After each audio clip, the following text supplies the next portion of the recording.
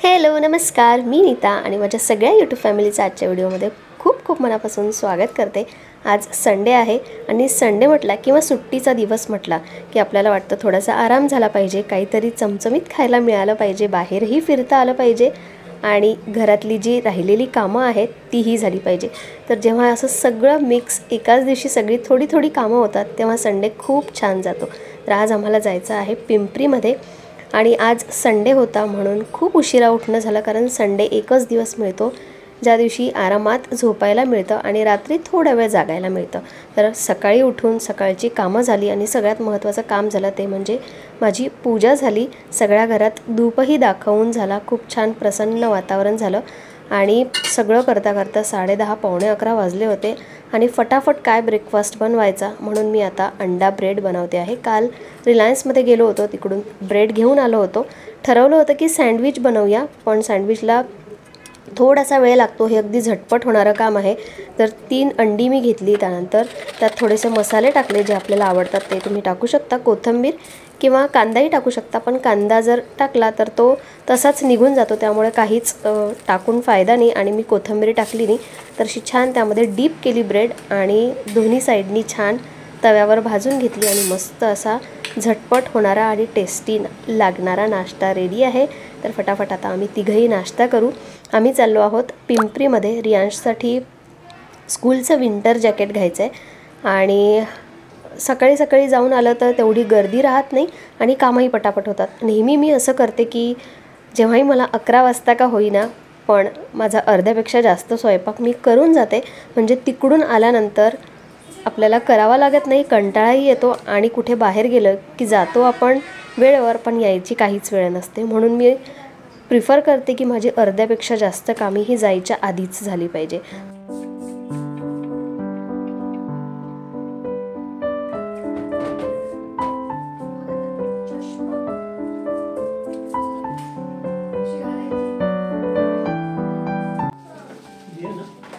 उसके हाथ में है।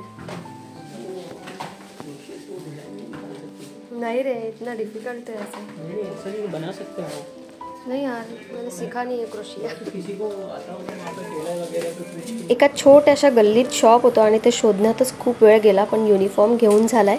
त्यानंतर इथे होलसेल कॉस्मेटिक शॉप होतं, तिथून काही थोडंसं सामान घेतलं जे ऑलरेडी आता संपत आलं आहे आणि जास्त काही गर्दी नव्हती, म्हणजे आरामात सामान घेता आलं असतं। पण इथे अश्विनसोबत असताना आणि काही फेस्टिवल वगैरे नाही आहे आता उगाचच, म्हणून मी इयरिंग्स आणि कपडे या गोष्टींकडे जातच नाही, कारण ह्या गोष्टी घ्यायला मला उशीर लागतात आणि मग सगळ्यांनाच माहिती आहे की माणसांना या गोष्टीमध्ये जराही इंटरेस्ट नसतो आणि ते मग लवकर चला असं करतात। सगळ्यांचेच करतात का मला कमेंट करून सांगा।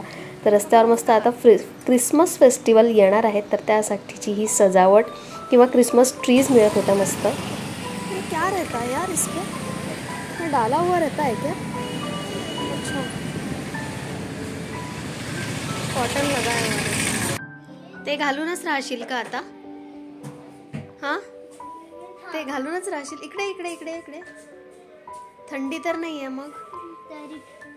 हां, का तुला पण का पाहिजे होतं हे? खरं खरं सांग, तुला खरंच का पाहिजे होतं हे? मग सगळ्यांजवळ आहे तर म्हणून आपण पण घ्यायचं का? त्याची गरज आहे नाही आहे?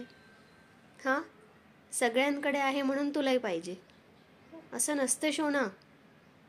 आपल्याला ज्या गोष्टीची गरज आहे तीच घेतो ना आपण।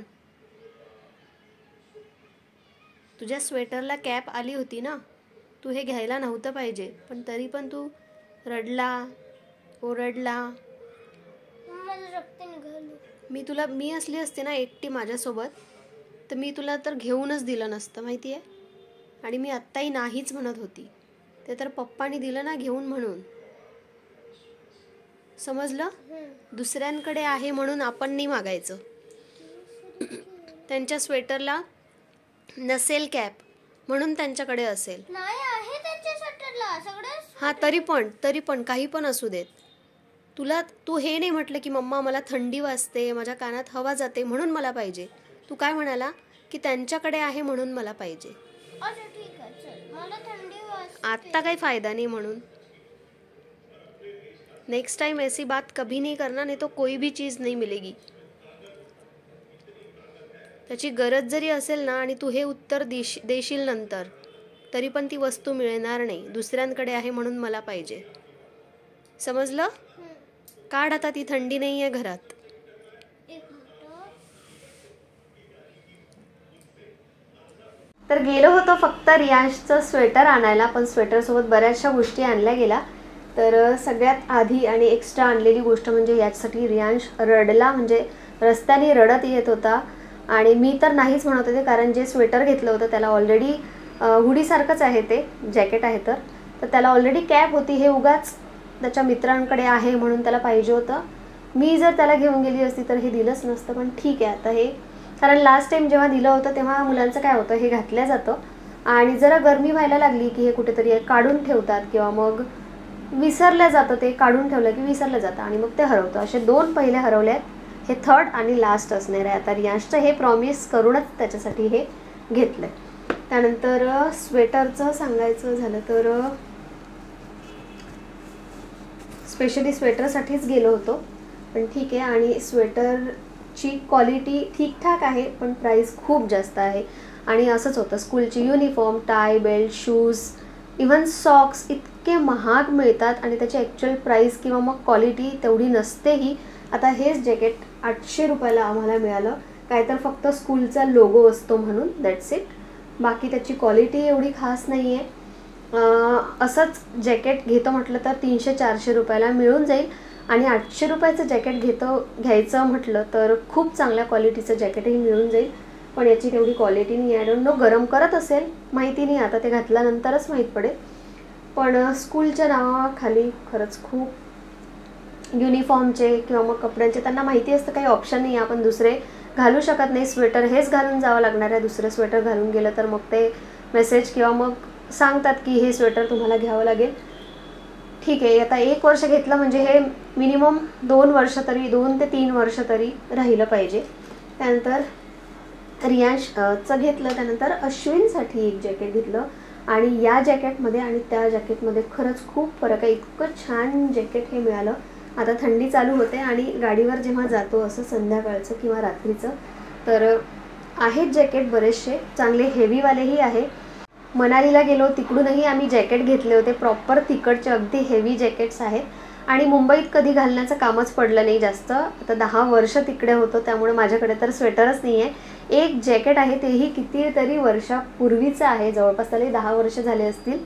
आणि तेच मी कधीतरी आत्ताही वापरते. पण आत्ता मला एक हुडी घ्यायची आहे ज्याला अशी कॅप असेल, कारण इथे पुण्यात थोडी थंडी आहे आणि गाडीवर जाताना अजून जास्त वाटते. मग ते कानाला काही बांधल्यापेक्षा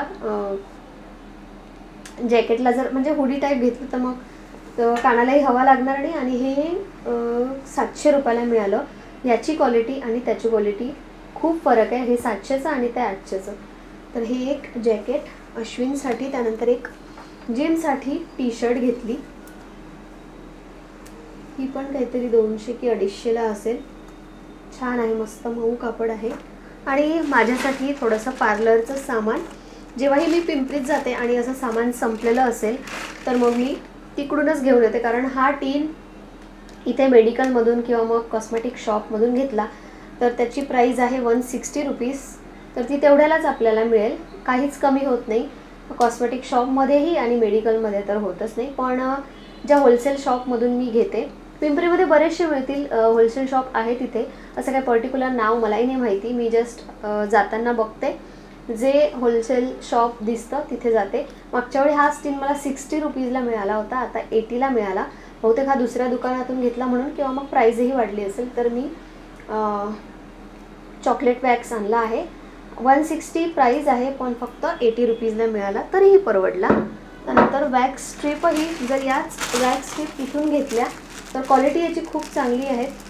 अजिबात पातळ नाही आहे. पातळ असलं तर मग खूप आग होते. मला थोडंशा हेवी क्वालिटी पाहिजे असते, त्यांनी जास्त आग होत नाही. याची प्राईस 90 रुपीज आहे आणि हे फक्त 50 रुपयाला मिळालं. त्यानंतर बाकी अजून छोट्या मोठ्या गोष्टी घेतल्यात. काही इनर विअर घेतले आणि सॉक्स घेतले. अश्विननी सॉक्स घेतले, रियांशसाठी सॉक्स घेतले. तर असं थोडंफार सामान, म्हणजे एखादी गोष्ट घ्यायला जातो आणि घेऊन बरंचसं येतो. तरी आम्ही आज गेलो तेव्हा खूप ऊन लागत होती म्हणून पटापट घरी आलो. आणि आज मी जाताना काहीच करून गेले नव्हते. अदरवाईज मी कुठेही बाहेर जायचं असलं आणि तेही आम्ही 11, सव्वा 11 वाजता गेलो आधी माझं सगळं होऊ शकलं असतं.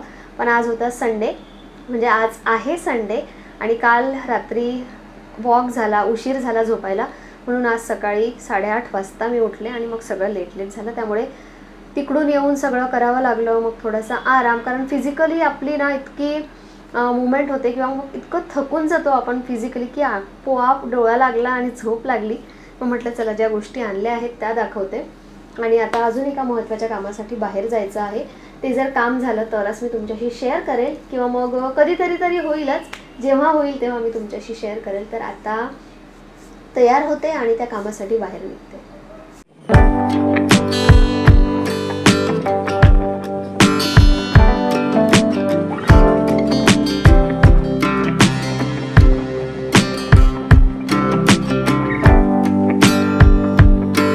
काल ज्या कामासाठी गेलो होतो ते तिकडून यायला खूप उशीर झाला. त्या कामाचं मी नंतर कधीतरी सांगेल.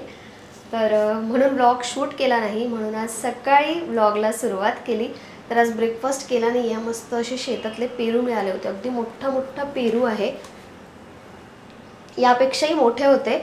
आणि जसं आपण झाडाचे तोडून खातो अगदी तसे लागतात. मस्त आतमधून थोडेसे लालसर आणि बाहेर असं खोबरं कसं लागतं तसं लागतात मस्त. तर आज हेच आहे, हे आणि ॲपल. आणि खूप दिवसापासून रियांशला आवळा खायचा आहे, म्हणजे आवळा खातो तो, पण म्हटलं की मुरब्बा बनवते म्हणून त्यासाठी असे आवळे उकळून घेतले 5 मिनटं आणि आता याला पाकात टाकते.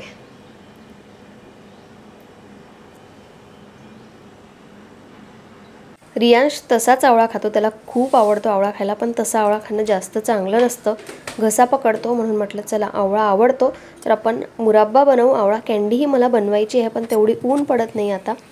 तर इन्स्टंट मुरब्बा मी फर्स्ट टाईमच बनवते आहे.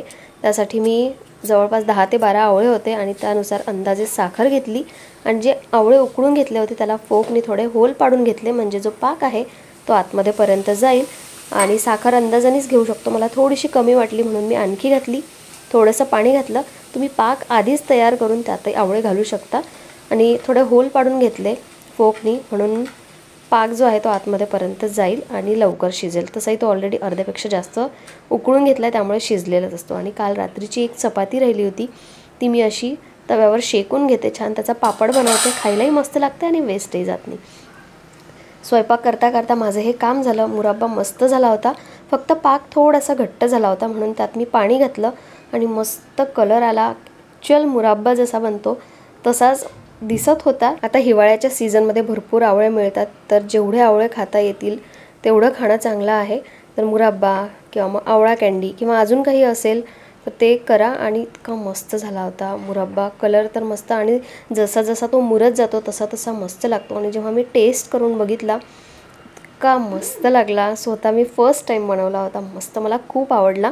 आता हे तर मी छोट्याशा बॉटलमध्ये भरून ठेवलं आहे, पण हा संपल्यानंतर मी दुसराही बनवेल आणि तो मी वेगळ्या पद्धतीने बनवेल. अजून एक मला रेसिपी मिळाली आहे, ती मी तुमच्याशी शेअर करेल. मला आवडला म्हणून म्हटलं चला अश्विनलाही टेस्ट करवते, कारण त्यांनाही आवळा खायचाच होता, पण ते तसे खात नाही, कँडी किंवा मग असं खातात. हे झालं. मला खूप दिवसापासून इंडोअर प्लांट पाहिजे होते, पण ते आणणंच होत नाही आहे. आणणं होत नाही आहे म्हणजे मीच थोडीशी टाळाटाळ करते, कारण या महिन्यात जसं मी बोलले मला थोडा खर्च कमी करायचा होता, पण घर अगदीच खाली दिसतंय. मग म्हटलं चला आपल्याकडे हे क्रोटॉन आहे आणि ते बाहेर आहे, त्यावर इतकी धूळ बसली होती, मी तुम्हाला दाखवते. जे वरचे पानं आहेत ते बघा किती हिरवे हिरवे दिसत आहेत, आणि खालची जी पानं आहेत जी थोडी मोठी झाली आहेत त्याचा कलरच पूर्ण चेंज झाला होता. जी हिरवी होती त्यावर इतकी धूळ बसली होती आणि त्याचा कलर चेंज होतो. ती पानं इतकी सुंदर दिसायला लागतात, पण बरेच दिवसापासून हे पुसण्यात आलं नव्हतं. तर छान असं थोडं पाणी टाकून पूर्ण झाडाला मी कापडाने पुसून घेते आणि तुम्हाला नंतर दाखवते की त्याचा कलर किती चेंज झाला होता.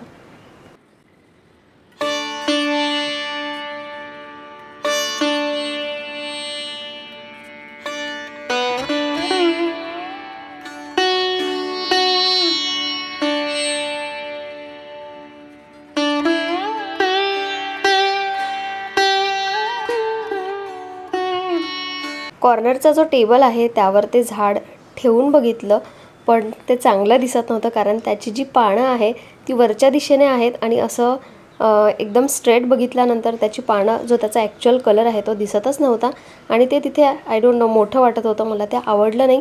मग म्हटलं जो आपण पॉट ठेवला होता फ्लॉवर पॉट ज्यात आर्टिफिशियल फ्लावर्स आहेत तीच तिथे ठेवते. थोडी पानं खाली करण्याचा प्रयत्न केला पण तशी त्याचं झाडच तसं नाही आहे, ते मला आवडलं नाही. म्हणून मी ॲज इट इज जसं पहिले होतं तसंच केलं आणि इंडोर पाहिजे तर आहेत पण आता बघूया कधी आणणं होतं. तर हे जे झाड आहे ते त्या कॉर्नरला ठेवलं आणि flower pot as it is ठेवला. काहीतरी ना घरात इंडोर प्लांट्स पाहिजे असतात. एक पॉझिटिव्हिटी जेव्हा झाडं होती ना घरात तेव्हा खूप छान वाटायचं, मस्त वाटायचं, घर भरलेलं वाटायचं. पण ठीक आहे, हळूहळू सगळ्या गोष्टी होतात, एकदम कुठलीही गोष्ट होत नाही. तर असं एक प्लांट आणलं आहे आणि थोडे दिवस हे मी घरात ठेवते, थोडे दिवस बाहेर ठेवते. कारण त्याला मग फंगस लागून ते पांढरे किडे किंवा मग बुरशी लागल्यासारखं होत नाही. बघा पानांचा कलर किती छान दिसतोय. तर आज एवढंच. आजचा व्हिडिओ जर तुम्हाला आवडला असेल तर व्हिडिओला एक लाईक करा आणि सबस्क्राईब करायला विसरू नका. चला मग उद्या भेटूया. Bye bye.